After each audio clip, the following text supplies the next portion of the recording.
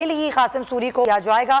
इससे पहले फवाद चौधरी को गिरफ्तार किया गया, हमने देखा कि असद उमर को गिरफ्तार किया गया और दीगर जो रहनुमा हैं, अहम कायदीन हैं, अहम लीडरशिप है पीटीआई की, उनको गिरफ्तार किया गया। और अब ये बताया जा रहा है कि कासिम सूरी को भी गिरफ्तार करके अडियाला जेल ही मुंतकिल किया जाएगा।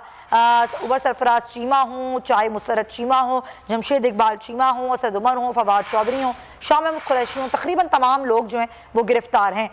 सुप्रीम कोर्ट की एक दफ़ा फिर आपको सूरत हाल बताते, सुप्रीम कोर्ट के बाहर सिक्योरिटी के सख्त इंतजामात हैं, गैर मुतालिका अफराद का रेड जोन में दाखिला बंद है और सुप्रीम कोर्ट की तरफ से ये हुक्म दिया गया है कि आज इमरान खान को पेश किया जाए। पुलिस रवाना हो चुकी थी, अब क्या सूरत हाल है, क्या होगा, आज ही इमरान खान पेश हो पाएंगे या नहीं?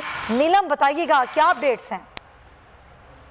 बिल्कुल सवैया, आपको बताएं कि अभी जो सिक्योरिटी एहलकार हैं पहले तो काफ़ी ज़्यादा अटेंटिव होकर खड़े थे, लेकिन अभी ज़रा रिलैक्स हो गए। लेकिन खबरें ये मिल रही हैं कि थोड़ी देर बाकी है अभी चेयरमैन तहरीक इंसाफ इमरान खान के पेश होने में, और जैसे ही वो पहुंचने वाले होंगे तो डेफिनेटली एक बार फिर से जो ही पुलिस एहलकार जो है अपनी पोजीशन संभाल लेंगे।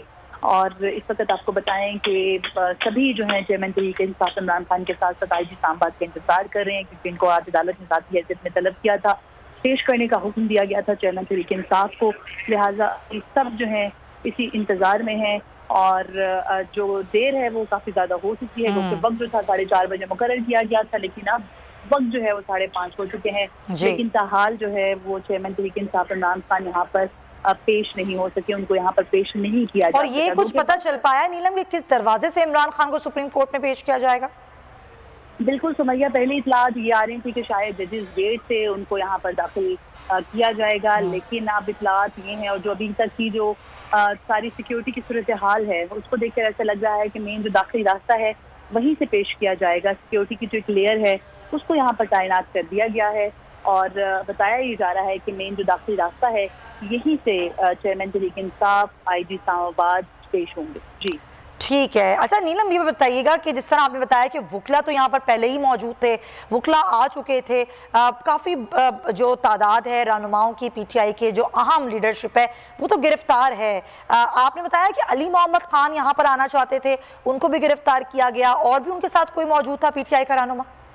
तो भैया इतलात के मुताबिक अली मोहम्मद खान जो थे वो भी आना चाह रहे थे, उनको भी गिरफ्तार किया गया है। और अभी जैसे खबर आ रही है कासिम सूरी जो है उनको भी गिरफ्तार किया गया है। तो कायदीन जो अभी तक हिरासत में नहीं थे, बाहर थे, उनकी तरफ से कोशिश की गई क्योंकि आज बड़ा दिन था, एक तरह से एक फैसला जो है पाकिस्तान तहरीक इंसाफ के हक में गया है। तो जो आला कायदीन है उनकी एक बड़ी तादाद ऑलरेडी ज़ेरे हिरासत है। तो कुछ लोग जो भी ज़ेरे हिरासत नहीं थे उनकी तरफ से जब यहाँ पर आने का सिलसिला शुरू हुआ तो उनको भी गिरफ्तार किया जा रहा है। तो ऐसा नहीं लग रहा कि कोई जो मेन लीडरशिप है उनमें से कोई यहाँ पर आएगा। और अगर मेन लीडरशिप की बात की जाए तो ऑलरेडी असद उमर, शाह महमूद कुरैशी, फवाद चौधरी ज़ेरे हिरासत हैं।